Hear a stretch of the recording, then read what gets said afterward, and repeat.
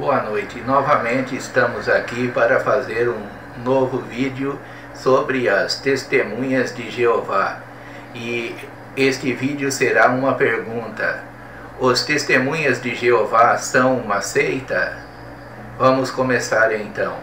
Os testemunhas de Jeová vivem se defendendo da acusação de que são uma seita. Trata-se de uma palavra de variada carga semântica, geralmente aplicada de forma pejorativa. O livro Raciocínios à Base das Escrituras quer nos convencer de que os testemunhas de Jeová não formam uma seita. Há os que definem seita como um grupo que se desagregou de uma religião estabelecida. Outros aplicam o termo a um grupo que segue determinado líder ou mestre humano. As testemunhas de Jeová não são uma ramificação de alguma igreja, mas entre elas há pessoas procedentes de todas as rodas da vida e de muitas formações religiosas. Não consideram nenhum humano como seu líder, mas unicamente Jesus Cristo. Isso vem de uma obra das Testemunhas de Jeová. Vamos analisar primeiramente a defesa dos Testemunhas de Jeová. Dentre as várias acepções de seita, apenas duas foram apresentadas e negadas em relação ao grupo. Em primeiro lugar, afirmam que não são uma ramificação de alguma igreja. Essa noção de ramificação pode sim ser aplicada aos testemunhas de Jeová. O apóstolo João menciona aqueles que saíram do nosso meio, mas na realidade não eram dos nossos. 1 de João capítulo 2, versículo 19. Essa saída pressupõe uma divisão ou ramificação. Tendo isso em vista, é bom lembrar que o fundador dos Testemunhas de Jeová, Charles Taze Russell, foi da Igreja Presbiteriana e da Congregacional. O segundo líder, Rutherford, foi da Igreja Batista. O terceiro, Knorr, foi membro da Igreja Reformada. O quarto, Franz, da Igreja Presbiteriana. O quinto, Henschel, já foi criado na seita. E o atual presidente da Watchtower, a entidade jurídica mundial, Don Adams, foi membro da Igreja Episcopal. Ora, saíram do nosso meio, e o que é mais grave, são apóstatas, pois repudiaram a verdadeira fé, que inclui a crença na doutrina trinitária, na divindade de Jesus e do Espírito Santo, entre outros pontos capitais da fé cristã. Seu ataque sistemático ao cristianismo, do qual o grupo se desgarrou, não deixa dúvida de que nessa primeira acepção os testemunhas de Jeová são realmente uma seita. Mas a ramificação é um aspecto secundário. O que conta realmente é que o grupo desgarrado apostatou e se voltou contra a verdadeira fé, como pode ser observado no capítulo 2 deste livro, Testemunhas de Jeová, Exposição e Refutação de Suas Doutrinas, Aldo Menezes. Em segundo lugar, os Testemunhas de Jeová afirmam que não consideram nenhum humano como seu líder, mas unicamente Jesus Cristo. Quanto a isso, o grupo realmente não tem como se esconder. Eles são governados mundialmente por um grupo de quase 10 homens, conhecidos como Corpo Governante, que é porta-voz do escravo fiel e discreto, os 144 mil, e o canal de comunicação de Jeová. O capítulo 3, em que tratamos desse corpo governante, traz citações que desmentem essa defesa dos testemunhas de Jeová. Apenas para citar 2 exemplos. Não é provável que alguém, por apenas ler a Bíblia sem se aproveitar das ajudas divinamente providas, consiga ver a luz. É por isso que Jeová Deus proveu o escravo fiel e discreto, predito em Mateus capítulo 24, versículos 45 a 47. É assim que eles chamam o corpo governante. Atualmente, este escravo é representado pelo corpo governante das Testemunhas de Jeová, a Sentinela, de 1992, página 31. 5 de maio de 92, essa Sentinela. Então eles são dirigidos sim por um grupo de homens do Brooklyn, em Nova York, o corpo governante. Mas Jeová Deus proveu também sua organização visível, seu escravo fiel e discreto, composto dos ungidos com o Espírito, em letra maiúscula, pois eles não aceitam a divindade do Espírito Santo, para ajudar os cristãos em todas as nações a entender e a aplicar corretamente a Bíblia na sua vida. A menos que estejamos em contato com este canal de comunicação usado por Deus, não avançaremos na estrada da vida, não importa quanto leiamos a Bíblia. Então eles dizem que ler a Bíblia sem a ajuda do escravo fiel e discreto, a pessoa não vai andar na estrada da vida e nem vai avançar na estrada da vida, não importa se ela leia a Bíblia inteirinha. Isso é um absurdo. Ora, se não seguem nenhum humano como líder, como explicar essas citações? O grau de dependência é bem visível. A menos que estejamos em contato com este canal de comunicação, não avançaremos na estrada da vida, não importa quanto leiamos a Bíblia. Quando a vida de alguém entra em jogo e quem dá as cartas é o corpo governante, e até mesmo acima da Bíblia, a declaração de ser uma seita no sentido de seguir um líder ou líderes humanos é justificável. Não há dúvida de que também nessa segunda acepção os testemunhas de Jeová constituem uma seita, e uma seita potencialmente nociva para os adeptos, tendo em vista que muitos morreram por recusar transfusão de sangue. E no passado a liderança já proibiu vacinas, em 1931 a 1952, e transplantes de órgãos, em 1968 até 1980. Se seguissem somente Jesus, não poriam a própria vida e a de seus entes queridos em risco. Embora nas igrejas haja pastores e ovelhas, não existe essa condição de dependência que inclui a própria vida da ovelha em relação ao pastor. Se isso ocorrer, será um caso isolado e fora do padrão das comunidades evangélicas sadias. No caso da seita Testemunhas de Jeová, essa liderança é mundial, com um governo central e centralizador, que comanda um contingente de mais de 7 milhões de pessoas. E o discurso não deixa margem para dúvida no tocante ao domínio do corpo governante em relação aos membros. Para apegar-se à chefia de Cristo, é portanto necessário obedecer à organização que ele dirige pessoalmente. Fazer o que a organização diz é fazer o que ele diz. Resistir à organização é resistir a ele. Está em A Sentinela de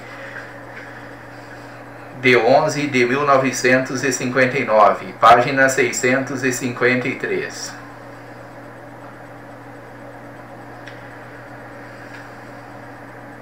No âmbito do cristianismo, há outro sentido para o termo seita, e está associado à dimensão doutrinária. Um grupo que não pode ser considerado genuinamente cristão, pois sua profissão de fé, seu credo ou seu corpo de doutrinas afastou-se e muito da ortodoxia, isto é, da verdadeira doutrina ensinada nas Escrituras. Tal grupo não poderia ser considerado parte da Igreja de Cristo, mas uma facção dela, recebendo anatematização do cristianismo por ensinar um evangelho diferente. Ver Gálatas capítulo 1, versículo 8. um Jesus que não é aquele que pregamos. 2 aos Coríntios, capítulo 11, versículo 4. O que caracteriza esse grupo é seu repúdio das doutrinas essenciais da fé cristã. É essa dimensão doutrinária que vai determinar se estamos diante de uma seita ou de uma igreja genuína. Isso também nos conduz a outro ponto. A seita é promotora de heresias, doutrinas falsas e contrárias à ortodoxia. Assim, se algum grupo insiste em negar ou distorcer as principais doutrinas do cristianismo, ele é de fato uma seita.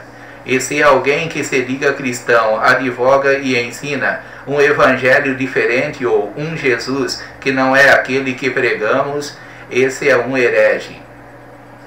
Além do doutrinário, existem outros parâmetros para definir uma seita: o sociológico e o moral. Esse é o método empregado por Geisler e Rhodes, 2000, página 10 a 17. Na dimensão sociológica, a seita é um grupo que pratica o autoritarismo, o exclusivismo, o dogmatismo, etc. No âmbito da moral, predomina o legalismo, a intolerância para com outras pessoas ou religiões, etc. Embora eu reconheça o valor dessas outras dimensões, acredito que as características sociológicas e morais não são caminhos adequados e confiáveis para determinar se um grupo é seita ou verdadeiramente igreja, pois tais características também se encontram no âmbito do cristianismo. Infelizmente, há igrejas que praticam o exclusivismo, como as igrejas Congregação Cristã no Brasil e a Igreja Deus e Amor e outras também. O autoritarismo, o legalismo, a intolerância, o dogmatismo e muito mais. Não deveriam, mas praticam. De modo que os aspectos sociológicos e morais não são critérios definitivos para identificar uma seita. O ponto nevrálgico recai sobre os aspectos doutrinários. Confronte Mateus capítulo 23, versículos 1 a 3. Apenas para não tornar o grupo uma seita.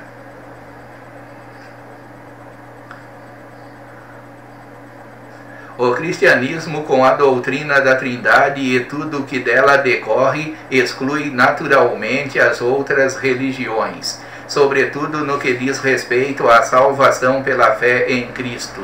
Isso é exclusivismo, e não está errado. Quando eu digo só Jesus salva, é um discurso exclusivista, pois reafirmo que só Cristo salva e excluo qualquer outro meio de salvação. Então o foco deve ser mudado.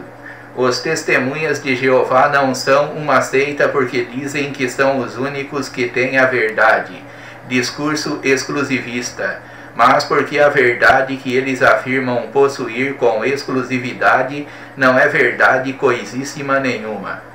Ora, se alguém me fala que existe um grupo que possui a verdade, o bom senso diz que eu não devo recusar o grupo pelo discurso exclusivista. O que eu preciso é analisar se a verdade que o grupo afirma ter é realmente a verdade, se essa verdade está realmente de acordo com a palavra de Deus. Se não estiver, o grupo deve ser rejeitado como anátema. Gálatas capítulo 1, versículo 8, palavra grega que significa seja amaldiçoado. Assim, para saber se os testemunhas de Jeová são uma seita ou não, no sentido teológico do termo, convém analisar as seguintes questões. Qual é a profissão de fé do grupo? O grupo prega e ensina o que o cristianismo vem ensinando nesses quase 2000 anos de história? Os testemunhas de Jeová não passam nesse teste. Seu corpo doutrinário revela um credo cristão às avessas. A fim de facilitar nossa análise, veja a seguir o credo dos Testemunhas de Jeová, formulado com base em suas publicações. Primeiro, cremos em Deus Pai Onipotente, cujo nome é Jeová. Ele não é onipresente, pois tem um corpo de forma específica que requer um lugar para morar. Nem onisciente, pode saber todas as coisas, mas não sabe. Cremos que a Trindade é uma invenção de Satanás. O primeiro ponto já tem um monte de heresia, é só você prestar bem atenção. O segundo ponto de fé deles: cremos em Jesus Cristo, seu único Filho, nosso Senhor. Ele é o primogênito de toda a criação, porque foi o primeiro a ser criado por Jeová. Portanto, não é eterno de eternidade a eternidade, da mesma forma que o Pai. Ele é o unigênito, pois foi o único criado diretamente pelas mãos de Jeová. Ele é um Deus, aqui em letra minúscula, assim como Satanás é um Deus. Jesus é equiparado a Satanás pelos Testemunhas de Jeová. Quer uma heresia pior do que essa? Ele é Deus poderoso, mas não todo-poderoso. Ele é, desde que foi criado, inferior ao Pai. Ele é o arcanjo Miguel, que foi transferido para o ventre de Maria e se fez homem. Padeceu sob Pôncio Pilatos, foi pregado numa estaca de tortura, abre parênteses, não numa cruz, fecha parênteses. Desceu à sepultura, onde esteve inconsciente, em estado de inexistência, e ao terceiro dia ressuscitou espiritualmente, abre parênteses, não fisicamente, fecha parênteses. Subiu ao céu, está assentado à direita de Jeová e já voltou invisivelmente em 1914, esperando o momento para começar a batalha de Armagedon. Olha quantas heresias. Isso aqui prova que eles são uma seita. Cremos que o Espírito Santo é a força ativa de Jeová. Espírito Santo escrito com letras minúsculas. Uma força impessoal que está em todos os lugares ao mesmo tempo, razão pela qual não pode ser uma pessoa. 4. Cremos que o ser humano é uma alma, não possui alma imortal que sobreviva à morte do corpo. Ao morrer, o ser humano entra em estado de inexistência, não existe consciência após a morte. Os que se recusarem a servir a Jeová serão destruídos eternamente, pois não existe o tão propalado tormento eterno. Então, para você saber o que os Testemunhas de Jeová creem, se você for realmente um cristão, é só você colocar um não em tudo que você crê, pois eles creem contrariamente a tudo que aprendemos. Ou seja, eles distorcem as nossas crenças. Cremos que a organização de Jeová é a única religião verdadeira, a restauração do cristianismo primitivo, que havia apostatado da fé, desviando-se para doutrinas demoníacas como a da Trindade, a da imortalidade da alma e a do tormento eterno. Jeová restaurou sua congregação na década de 1870 por meio de Charles Taze Russell. 6. Cremos na comunhão apenas entre os adoradores de Jeová, que obedecem à sua organização. Por isso não nos juntamos à Babilônia, a Grande, o império mundial da religião falsa que tem a cristandade, abre parênteses, os cristãos nominais, fecha parênteses, como seu principal representante. 7. Cremos que Jesus morreu para abrir-nos o caminho para a vida eterna. Agora tudo dependerá apenas de cada adorador de Jeová, que precisará trabalhar a fim de obter a salvação. Eles ensinam uma salvação pelas obras. 8. Cremos na ressurreição espiritual para quem é da classe dos 144.000 e na ressurreição física em outro corpo para os que viverão para sempre na terra. 9. Cremos na vida eterna para os fiéis adoradores de Jeová. Há uma só salvação, com duas esperanças, uma celestial e outra terrena. Para o céu irão 144.000 pessoas, que, assim como Jesus, terão o poder de purificar do pecado e da imperfeição as pessoas que viverão para sempre no paraíso na terra. Aqui eles ensinam os seres humanos, salvando os seres humanos, purificando pelo menos, o que é uma heresia de acordo com a Bíblia. 10. Cremos que a Bíblia é a palavra de Deus, conquanto interpretada pelo escravo fiel e discreto e seu corpo governante. Eles não creem na autoridade exclusiva da Bíblia, mas a Bíblia tem que ser interpretada pelo corpo governante. Se não estivermos em contato com esse canal de comunicação usado por Jeová para nos ensinar a entender a Bíblia, não avançaremos na estrada da vida, não importa quanto a leiamos. Cremos também que a tradução do Novo Mundo, produzida por fiéis servos de Jeová, é a única confiável. As demais, usadas pela cristandade, estão repletas de sectarismo e filosofias mundanas. Então aqui já dá para ver que eles realmente são uma seita, porque tudo que eles ensinam contradiz a fala deles quando eles dizem que não são uma seita. Eles distorcem as próprias escrituras, tiram a exclusividade das escrituras, a liberdade do cristão de examinar por si mesmo as escrituras. Eles colocam os cristãos como escravos do escravo fiel e discreto. Para quem conhece os credos do cristianismo, o apostólico, o niceno, constantinopolitano, o atanasiano e o calcedônio, fica evidente que os testemunhas de Jeová distanciaram-se, e muito, da verdadeira religião de Cristo. Algumas de suas crenças são estranhas à fé cristã, outras já são bem conhecidas, pois não passam da ressurreição de antigas heresias. A conclusão não poderia ser outra. Os testemunhas de Jeová constituem uma seita, um grupo pseudo-cristão, usando a linguagem joanina. Eles saíram do nosso meio, mas na realidade não eram dos nossos. 1 de João, capítulo 2, versículo 19. Nos capítulos seguintes vamos analisar esse credo da seita de modo crítico, sem seguir necessariamente a ordem anteriormente apresentada, comparando suas afirmações com as das Escrituras. Então, por aqui ficamos sabendo que é uma seita e perniciosa, e que você, se fizer parte desta seita, possa sair dela enquanto é tempo. Que a advertência de Apocalipse 18:4 seja para você. Saí dela, povo meu, para que não sejais participantes dos seus pecados. Saia da Babilônia. A verdadeira Babilônia é esta seita que contradiz tudo o que aprendemos da palavra de Deus e que estão contra a palavra de Deus, embora a espalhem de casa em casa incansavelmente. Deus abençoe sua vida, em nome de Jesus, o verdadeiro Deus e a vida eterna. Amém.